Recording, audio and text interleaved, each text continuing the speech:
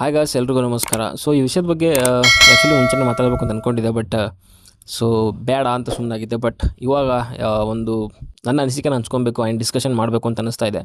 So ಕಾರಣ ಏನಂತಂದರೆ ಇದರಲ್ಲಿ ಸುಮಾರು ಫ್ಯಾಕ್ಟರ್ಗಳಿದ್ದಾವೆ, ಯಾರು ಸರಿ ಯಾರು ತಪ್ಪು. ಆ್ಯಂಡ್ ಯಾಕಂದರೆ ಈ ಕಡೆಗೆ ಕೆಲವು ಫ್ಯಾನ್ಸ್ಗಳು ದರ್ಶನ್ ಮಾಡಿದ್ದು ಸರಿ ಅಂತಿದ್ದಾರೆ, ಆ್ಯಂಡ್ ದರ್ಶನ್ ಮಾಡಿದ್ದು ತಪ್ಪು ಅನ್ನೋರು ಕೂಡ ಇದ್ದಾರೆ.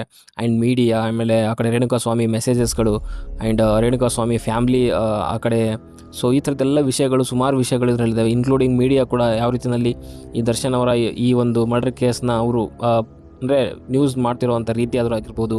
ಆ್ಯಂಡ್ ಇವರು ದರ್ಶನ್ ಆ್ಯಂಡ್ ಗ್ಯಾಂಗ್ ಏನಿದೆ ರೇಣುಕಾಸ್ವಾಮಿನ, ಸೊ ಅವನ್ನ ಕಿಡ್ನ್ಯಾಪ್ ಮಾಡಿಕೊಂಡು ಸೊ ಈ ಮರ್ಡರ್ ಮಾಡಿರೋವಂಥ ರೀತಿ ನೋಡ್ತಾ ಇದ್ದರೆ ತುಂಬ ಒಂದು ದೊಡ್ಡ ಸಿನಿಮಾ ಮಾಡೋ ರೀತಿಯಲ್ಲಿ ಇದೆ ಇದು. ಸೊ ಇಷ್ಟರಲ್ಲಿ ಆ್ಯಂಡ್ ಆ ಮೆಸೇಜ್ ಅದ ಒಂದು ಅಂಥ ಕಾಮಿಷ್ಟ ಆ್ಯಂಡ್ ಇವ್ರು ಮಾಡೋವಂಥ ಒಂದು ದುಡ್ಡಿನ ದರ್ಪ ಏನಿದೆಯಲ್ಲ ಎಲ್ಲ ಇದರಲ್ಲಿ ತೋರಿಸುತ್ತೆ. ಇದನ್ನು ಕರೆಕ್ಟಾಗಿ ಅರ್ಥ ಮಾಡ್ಕೊಂಡ್ರೆ ನಮ್ಮ ಜೀವನದಲ್ಲಿ ಕರೆಕ್ಟಾಗಿ ನಾವು ಬದುಕ್ಬೋದು. ಸೊ ಆ ರೀತಿಯ ಒಂದು ಈ ಕೇಸ್ ಇದೆ. ಸೊ ಮೊದಲಿಂದ ಶುರು ಮಾಡೋದಾದರೆ ರೇಣುಕಾಸ್ವಾಮಿಯ ಮೆಸೇಜ್ಗಳಿಂದ ಶುರು ಆಗುತ್ತೆ ಇದು. ಸೊ ಎಲ್ಲೋ ಚಿತ್ರದುರ್ಗದಲ್ಲಿ ಕುಂತಂಥ ಒಬ್ಬ ರೇಣುಕಾಸ್ವಾಮಿ ಅನ್ನೋ ಹುಡುಗ ಸೊ ಪವಿತ್ರ ಗೌಡ ಅವ್ರಿಗೆ ಮೆಸೇಜ್ ಮಾಡ್ತಾನೆ. ಓನ್ಲಿ ಪವಿತ್ರ ಗೌಡ ಅಂತಲ್ಲ, ಬೇರೆ ಬೇರೆ ನಟಿಯರಿಗೂ ಕೂಡ ಈ ಥರದ ಕೆಲವೊಂದು ಕೆಟ್ಟ ಮೆಸೇಜ್ ಮಾಡುವಂಥದ್ದು, ಫೋಟೋಸ್ ಕಳಿಸುವಂಥದ್ದು. ಅಂದರೆ ಇವನನ್ನು ಡಿಫೆಂಡ್ ಮಾಡ್ಕೊಳ್ಳೋದ್ರಲ್ಲಿ ಯಾವುದೇ ಅರ್ಥ ಇಲ್ಲ, ಯಾವುದೇ ಒಂದು ಇದನ್ನು ಬೇಡ, ಡಿಫೆಂಡ್ ಮಾಡ್ಕೊಳ್ಳೋಂಥ ಅವಶ್ಯಕತೆಯೇ ಇಲ್ಲ. ಅಂದರೆ ದೊಡ್ಡ ಕಾಮಿಷ್ಟ ಅಂತಂದರೆ ಕಾಮಿಷ್ಟ ಅಂತ ಹೇಳಬೇಕು. ಅಂಥ ಒಂದು ವ್ಯಕ್ತಿತ್ವ ಇರುವಂಥವನು ಈ ರೇಣುಕಾಸ್ವಾಮಿ. ಆ್ಯಂಡ್ ಇಂಥ ವ್ಯಕ್ತಿತ್ವದವರು ಸುಮಾರು ಜನ ಇದ್ದಾರೆ ನಮ್ಮ ದೇಶದಲ್ಲಿ, ಸುಮಾರು ಜನ ಇದ್ದಾರೆ. ಸೋಷಿಯಲ್ ಮೀಡಿಯಾದಲ್ಲಿ ಇಂಥವ್ರು ತುಂಬಿ ತುಳುಕ್ತಾ ಇದ್ದಾರೆ, ಓನ್ಲಿ ರೇಣುಕಾಸ್ವಾಮಿ ಅಂತಲ್ಲ. ಬಟ್ ಈ ಒಂದು ಕೇಸಲ್ಲಿ ರೇಣುಕಾಸ್ವಾಮಿ ಹೊರಗಡೆ ಕಾಣಿಸ್ಕೊಂಡಿದ್ದಾನೆ. ಆ್ಯಂಡ್ ಇದಕ್ಕೊಂದು ಆಗಿದೆ, ಓಕೆ, ಈ ಥರದ್ದು ಅವನಿಗೊಂದು ಏನಾಗಬೇಕಾಗಿತ್ತು ಅದು ಆಗಿದೆ. ಬಟ್ ಈ ಥರದ ರೇಣುಕಾಸ್ವಾಮಿಗಳು ಸಮಾಜದಲ್ಲಿ, ಸೋಷಿಯಲ್ ಮೀಡಿಯಾದಲ್ಲಿ ಸಿಕ್ಕಾಪಟ್ಟೆ ಜನ ಇದ್ದಾರೆ. ಸೊ ಅಲ್ಲಿಂದ ಶುರುವಾದಂತಹ ಈ ಒಂದು ಏನಿದೆ, ಈ ಒಂದು ಘಟನೆ ನಡೆದಿದ್ದಿಲ್ಲ, ಇದಕ್ಕೆ ಮೂಲ ಕಾರಣ ಅಂತಂದರೆ ಅದಕ್ಕೆ ರೇಣುಕಾಸ್ವಾಮಿ ಅಂತಲೇ ಹೇಳ್ಬೋದು. ಅದರಲ್ಲಿ ಎರಡನೇ ಮಾತೇ ಇಲ್ಲ. ಬಟ್ ಅವನನ್ನು ಕಿಡ್ನಾಪ್ ಮಾಡಿಕೊಂಡು ಅವನ್ನ ತಂದು ಈ ಶೆಡ್ಡಲ್ಲಿ ಹಾಕಿ ಹೊಡೆಯೋ ಅಂಥದ್ದು ಇದರಲ್ಲಿ ತೋರಿಸುತ್ತೆ. ಆ್ಯಂಡ್ ಓನ್ಲಿ ಹೊಡೆಯೋದು ಮಾತ್ರ ಅಲ್ಲ, ಅವನು ಯಾವ ಮಟ್ಟದಲ್ಲಿ ಕ್ರೂರವಾಗಿ ಹೊಡೆದಿದ್ದಾರೆ, ಅಷ್ಟೊಂದು ಟಾರ್ಚರ್ ಕೊಡುವಂಥದ್ದು ಸರಿ ಇರಲಿಲ್ಲ ಅಂತ ನನಗನ್ಸುತ್ತೆ. ಕಾನೂನು ಪ್ರಕಾರದಲ್ಲಿ ಏನಾಗಬೇಕಾಗಿತ್ತು ಅದನ್ನು ಆಗಬೇಕಾಗಿತ್ತು. ಬಟ್ ಇವರು ಕೂಡ ತುಂಬ ದೊಡ್ಡ, ಅವನೇನು ತಪ್ಪು ಮಾಡಿದ್ದಾನೆ ಅದು ತಪ್ಪನ್ನ ಇವರು ಕಂಟಿನ್ಯೂ ಮಾಡ್ಕೊಂಡು ಹೋಗಿದ್ದಾರೆ ಅಂತ ಹೇಳ್ಬೋದು. ಅದಾದಮೇಲೆ ಮರ್ಡರ್ ಆದಮೇಲೆ ಇವರೊಂದು ಎಸ್ಕೇಪ್ ಪ್ಲ್ಯಾನ್ ಮಾಡ್ತಾರೆ, ಅಂದರೆ 3 ಜನ ಸರೆಂಡರ್ ಮಾಡಬೇಕು ಅಂತ. ಅದು ಇನ್ನೂ ತುಂಬ ಒಂದು ದುಡ್ಡಿನ ದರ್ಪನೂ ತೋರಿಸುತ್ತಲ್ಲಿ.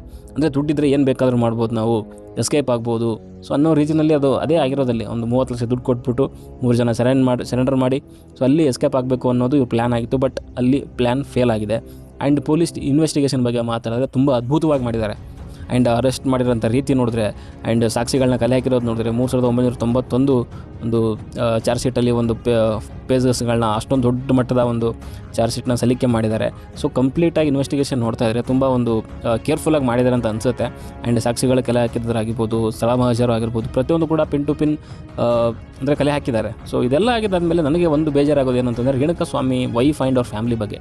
ಸೊ ಅವನೇನೋ ಒಬ್ಬ ದೊಡ್ಡ ಕಾಮಿಸ್ಟ್ ನನ್ನ ಮಗ ಏನೋ ಒಂದು ಮೆಸೇಜ್ ಮಾಡ್ದ, ಇವರು ಕಾನೂನು ಪ್ರಕಾರ ಹೋಗೋದು ಬಿಟ್ಟು ಕಾನೂನಿಂದ ಆಚೆ ಬಂದು ದುಡ್ಡಿನ ದರ್ಪದಿಂದ ಸೊ ಆ ಒಂದು ಕೋಪ ತಾಪ ಏನಿದೆ ಅವನ ಮೇಲೆ ತೀರಿಸ್ಕೊಂಡ್ಬಿಟ್ರು. ಬಟ್ ಆ ರೇಣುಕಾಸ್ವಾಮಿ ಮನೇಲಿರುವಂಥ ವೈಫು ಆಲ್ಮೋಸ್ಟ್ ಇನ್ನೂ 1 ವರ್ಷನೂ ಆಗಿರಲಿಲ್ಲ. ಆ್ಯಂಡ್ ಮಗು ಕೂಡ ಇದೆ ಹೊಟ್ಟೆನಲ್ಲಿ. ಸೊ ಆ ಒಂದು ಫ್ಯಾಮಿಲಿ ಏನು ತಪ್ಪು ಮಾಡಿತ್ತು? ಸೊ ಇದಕ್ಕೆಲ್ಲದಕ್ಕೂ ಅನುಭವಿಸ್ತಿರೋವಂಥವ್ರು ರೇಣುಕಾಸ್ವಾಮಿ ಅವರ ಫ್ಯಾಮಿಲಿ, ಆ ಹೆಂಡತಿ ಆದರೂ ಆಗಿರ್ಬೋದು, ತಂದೆ ತಾಯಿ, ವಯಸ್ಸಾದ ತಂದೆ ತಾಯಿ ಕೂಡ ಇದ್ದಾರೆ. ಸೊ ಇದನ್ನೆಲ್ಲ ನೋಡ್ತಾ ಇದ್ದರೆ ನಿಜವಾಗ್ಲೂ ಸಿಕ್ಕಾಪಟ್ಟೆ ಬೇಜಾರಾಗುತ್ತೆ. ಸೊ ಆ್ಯಂಡ್ ಇದೆಲ್ಲ ನೋಡ್ತಾನೆ ಇಲ್ಲಿ ದರ್ಶನ್ ಫ್ಯಾನ್ಸ್ಗಳ ಅವ್ರ ಬಗ್ಗೆ ಕೂಡ ಮಾತಾಡಬೇಕಾಗುತ್ತೆ. ಯಾಕಂತಂದರೆ ಒಬ್ಬ ಅವರ ಫೇವ್ರೇಟ್ ನಟ ಈ ಥರದ್ದೊಂದು ಕೇಸಲ್ಲಿ ತನಿಖೆ ಎದುರಿಸ್ತಾ ಇದ್ದಾರೆ ಅಂತಂದಾಗ ಅವರು ಸುಮ್ಮನೆ ಸೈಲೆಂಟಾಗಿ ಕೂತ್ಕೊಂಡು ಏನಾಗುತ್ತೋ ಆಗಲಿ ನೋಡೋಣ ಅಂತ. ಆ್ಯಂಡ್ ಇವಾಗ ರೇಣುಕಾಸ್ವಾಮಿ ಸುಮಾರು ಜನ ದರ್ಶನ್ ಫ್ಯಾನ್ಸ್ಗಳು ಹೇಳೋ ಪ್ರಕಾರ ದರ್ಶನ್ ಅವರು ಈ ಕೊಲೆ ಮಾಡಿಲ್ಲ. ಸೊ ಅವ್ರನ್ನ ಸುಮ್ಮನೆ ಸಿಗಾಕ್ಸ್ತಿದ್ದಾರೆ, ಅವರು ಕೊಲೆ ಮಾಡೋ ಟೈಮಲ್ಲಿ ಆ ಜಾಗದಲ್ಲಿ ಇರಲಿಲ್ಲ ಅಂತ ಹೇಳ್ತಿದ್ದಾರೆ. ಆ್ಯಂಡ್ ನಾನು ಹೇಳುವಂಥದ್ದು ಈ ಕೇಸ್ ಶುರುವಾಗೋಕ್ಕೆ ಮುಖ್ಯ ಕಾರಣಗಳು ಯಾರು ಅಂತಂದರೆ, ಒಂದು ರೇಣುಕಾಸ್ವಾಮಿ, ಇನ್ನೊಂದು ಪವಿತ್ರ ಗೌಡ. ಆ್ಯಂಡ್ ಪವಿತ್ರ ಗೌಡ ಪವನಿಗೆ ಹೇಳಿದ್ದಕ್ಕೋಸ್ಕರನೇ ಪವನ್ನ ಇದೆಲ್ಲನೂ ಪ್ಲ್ಯಾನ್ನ ಮಾಡಿ, ಬಾಸ್ ಈ ಥರ ಪ್ಲ್ಯಾನ್ ಮಾಡಿದ್ದೀವಿ ನಾವು ಅಂತಂದಾಗ ಅವ್ನು ನೇತಾಕೊಂಬನ್ನಿ ಇಷ್ಟೆಲ್ಲ ಹೇಳಿದಂಥದ್ದು ಯಾರು? ಅವರೇ ಅಲ್ವಾ? ಸೊ ಓಕೆ, ಅವ್ರಿಗೆ ಇಂಟೆನ್ಷನ್ ಇರಲಿಲ್ಲ ಅಂತ ಅಂದ್ಕೊಳ್ಳೋಣ, ಕೊಲೆ ಮಾಡೋವಂಥದ್ದು ಇಂಟೆನ್ಷನ್ ಇರಲಿಲ್ಲ. ಬಟ್ ಅಟ್ಲೀಸ್ಟ್ ಅವನಿಗೆ ಬೆದರಿಕೆ ಹಾಕಿ ಒಂದು ಕಪಾಳ ಕೊಟ್ಬಿಟ್ಟು ಪೊಲೀಸವ್ರಿಗೆ ಹ್ಯಾಂಡ್ ಓವರ್ ಮಾಡ್ಬೋದಿತ್ತು. ಇದೆಲ್ಲ ಬಿಟ್ಟು ಇಲ್ಲಿ ಇವರೇ ಒಂದು ದೊಡ್ಡ ಒಂದು ಇದ್ರ ಥರ ಶಿಕ್ಷೆ ಕೊಡೋ ರೀತಿಯಲ್ಲಿ ಎಲ್ಲ ಮಾಡಿದ್ರು, ಬಾಸ್ನ ಮೆಚ್ಚಿಸ್ಬೇಕು ಅಂತ. ಇಲ್ಲಿ ಯಾರಿಗೆ ಮೆಚ್ಚೋಕೆ ಹೋದ್ರೋ ಗೊತ್ತಿಲ್ಲ ನನಗೆ.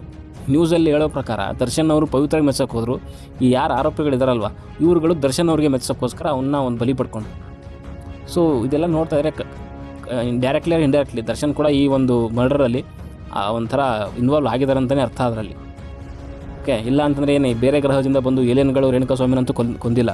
ಬಟ್ ಆ ಕೊಲ್ಲಿರೋ ರೀತಿ ಇದೆಯಲ್ಲ ಎಷ್ಟು ಕ್ರೂರವಾಗಿದೆ ಅಂತಂದರೆ ನಿಜವಾಗ್ಲೂ ಸಖತ್ ಬೇಜಾರಾಗುತ್ತೆ. ಆ್ಯಂಡ್ ಡಿಫೆಂಡ್ ಮಾಡ್ಕೊಳ್ಳುವಂಥದ್ದು ದರ್ಶನ್ ಫ್ಯಾನ್ಸ್ಗಳು ಅಸಹ್ಯ ಅನಿಸುತ್ತೆ ಗುರು. ಅಸಹ್ಯ ಅಂದರೆ ಅಸಹ್ಯ ಅನಿಸುತ್ತೆ. ನೀವು ಬೇರೆ ಬೇರೆ ವಿಷಯದಲ್ಲೆಲ್ಲನೂ ಅವ್ರನ್ನ ಡಿಫೆಂಡ್ ಮಾಡ್ಕೊಳ್ಳಿ, ಒಂದೆರಡು ಮಾತು ಆ ಕಡೆ ಹೋಗುತ್ತೆ ಈ ಕಡೆ ಬರುತ್ತೆ. ಬಟ್ ಒಂದು ಕೊಲೆ ಆರೋಪಿನ ನೀವು ಡಿಫೆಂಡ್ ಮಾಡ್ಕೊತೀರ ಅಂತಂದರೆ ಅದೇ ಕೊಲೆ ನಿಮ್ಮ ಮನೆಯಲ್ಲಿ ನಿಮ್ಮ ಅಣ್ಣ ತಮ್ಮ ಅಥವಾ ನಿಮಗೆ ಯಾರಿಗಾದರೂ ಆಗಿದ್ದಿದೆ, ನೀವು ಯಾವ ರೀತಿ ರಿಯಾಕ್ಟ್ ಮಾಡ್ತಿದ್ರಿ? ಆ್ಯಂಡ್ ಸುಮಾರು ಜನ ಕೇಳ್ತಾರೆ, ರೇಣುಕಾ ಸ್ವಾಮಿ ಏನಾದರೂ ನಿಮ್ಮ ಅಕ್ಕ ತಂಗಿರಿಗೆ ನಿಮ್ಮ ಮನೆಯವ್ರಿಗೆ ಆ ಥರ ಫೋಟೋಸು ಮೆಸೇಜಸ್ ಕಳಿಸಿದ್ರೆ ಏನು ಮಾಡ್ತಿದ್ರಿ ಅಂತ. ಖಂಡಿತವಾಗ್ಲೂ ತಪ್ಪು ಅಂತ ಹೇಳ್ತಾ ಇದ್ದಾರೆ.